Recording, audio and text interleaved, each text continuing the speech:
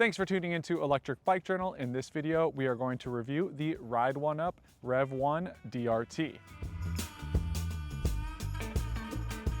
The Revv1 DRT is the off-road version of the Revv1. If you want to see our thoughts on the regular Revv1 in the full suspension model, you can go click that link I will leave in the description and see our thoughts on that one. The DRT, or dirt version of the Revv1 that we have here, is designed with components and details to improve the riding in some off-road and rougher terrain. Some of the standout features that are different than the regular Revv1 are the suspension, the tires, the spoked wheels, and the frame geometry. The dirt has about a 1-inch taller standover height, 4-inch longer wheelbase, and overall is about 6 inches longer than the full suspension counterpart, the regular Revv1. The Revv1 Dirt is a multi-class e-bike, but it does come shipped to you as a Class 2 e-bike with pedal assist and throttle up to 20 miles per hour.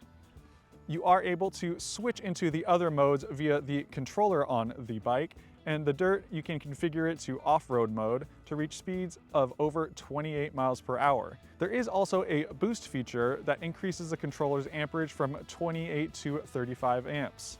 This gives you a faster acceleration rate as well as a slight top speed increase. The motor is a rear hub motor with 1000 watt sustained power and produces 95 newton meters of torque. It has a 52 volt 20 amp hour battery that is UL certified.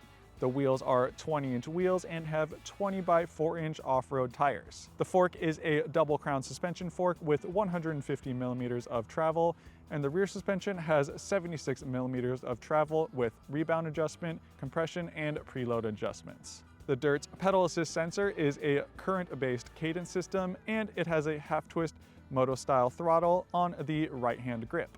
The display is a 3.5-inch center-mounted display that shows you all your information. Some of the features specific to the Dirt model is the moto-inspired fairing with integrated headlight that has a high and a low beam, the moto-style fenders, and the removable metal mold plate in the center of the frame. These all give the bike a more distinct off-road look and style. The estimated range for the Revv1 Dirt is between 30 and 60 miles, and if you are using that off-road mode, especially with that little boost mode that you can have, you are going to get towards the lower end of that range. The overall weight of this bike is 91 pounds and it has a weight capacity of 350 pounds. The price for the Revv1 Dirt comes in at $2,595. The Revv1 Dirt is a cool looking bike with that moto-inspired styling and definitely has a lot more of an aggressive look than the regular Revv1.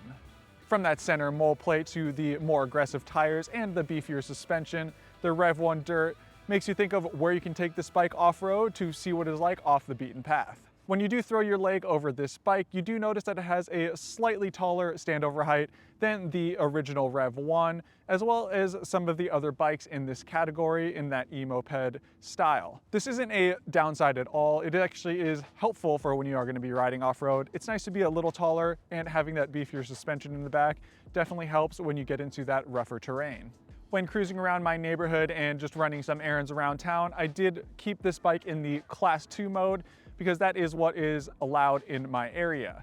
In Class 2 mode though, I can use the throttle as well as the pedal assist to get up to 20 miles per hour, so that's, still fairly quick.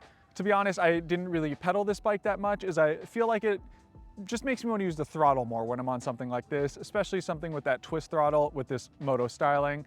Reminds me of riding like a smaller dirt bike, so mostly used the throttle when I was riding around town on this bike. In the hillier area that I live in, using that throttle, it does take a little bit of time to get up to that 20 mile per hour speed. It does have a good amount of torque with 95 newton meters in this rear hub motor, but I think just being in the Class 2 mode, it's kind of, not using its full potential of what you could be using when you do put this in off-road mode. I didn't want to, push the limits in my neighborhood and get pulled over or something like that, so just kept it mellow in that Class 2 mode. When hitting some of those steeper downhills in the area, this bike did gain some speed pretty quickly, and it did handle well when it did get up to speed. The brakes did a good job of stopping also, definitely did a solid job of getting me to a nice smooth stop. When rolling on the concrete with these more off-road focused tires, you do have a little bit of road noise. That's just something you're going to deal with if you ride any bike with a fatter off-road focused tread pattern on the road. You're going to hear a little bit of road noise. Not a negative, just something to note. Now where this bike becomes the most fun is where the pavement ends and you can take it into the dirt or gravel off-road.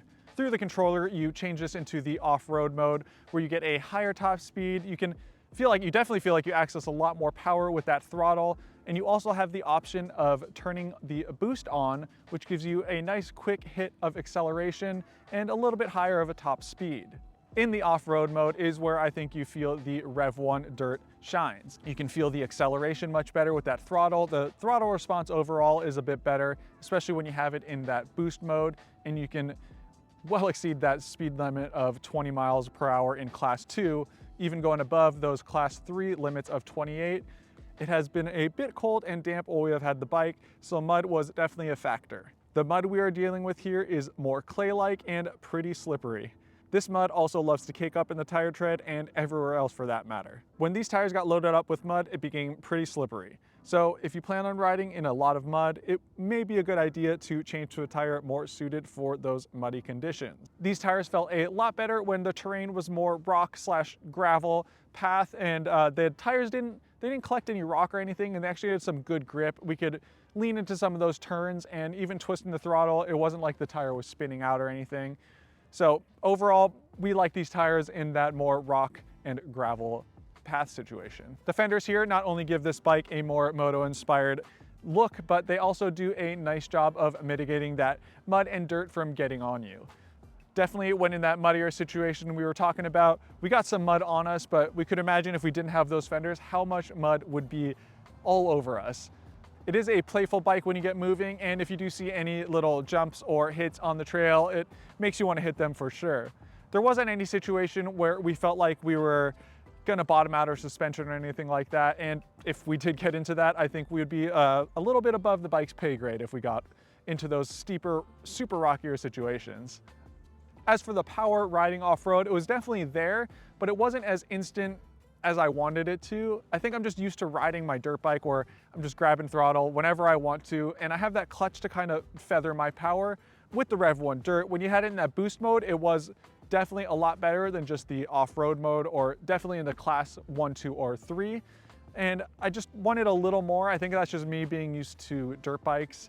But for someone who is just riding electric bikes only, maybe this is like the most off-road centric bike, I think there's gonna be enough power for you to have fun on any of those off-road trails. Overall, the Revv1 Dirt is a fun bike to ride, and I think it would really lend itself useful for someone who lived in a more rural area and had a lot more gravel back roads to explore. Also, if you have a big property and you want an electric bike to cruise around on, this would be super awesome to keep in your garage or barn. You can go explore that and just check it on your property with no worries. I enjoyed riding the Revv1 Dirt off-road more than I did riding around town. When I was riding around town and running those errands, I felt like I wasn't using this bike to its full potential. With the ability to change the class modes via the controller on the bike, you can definitely use the bike for both in an urban situation or off-road.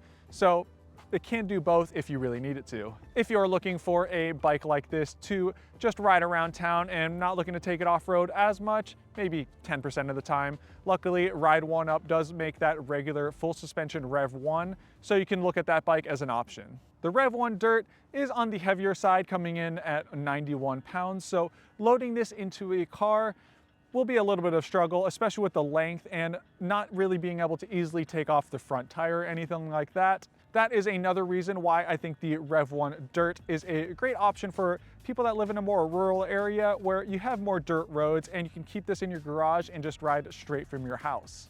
If you have a truck or a van, this wouldn't be as much of an issue to take with you if you want to take it with you when you're going somewhere. You can also load this onto the back of a motor rack if you are going to a designated off-road zone to really feel the full potential of this bike when you go take this off-road. Thank you for watching this review on the Ride1up Revv1 DRT. If you have any questions or comments, leave them down below and we will be happy to answer them. Also, if you are looking to see our review on the regular full suspension Revv1, click that link down below. You can see our thoughts on that. Thanks again. Don't forget to subscribe to our channel. See you in the next one.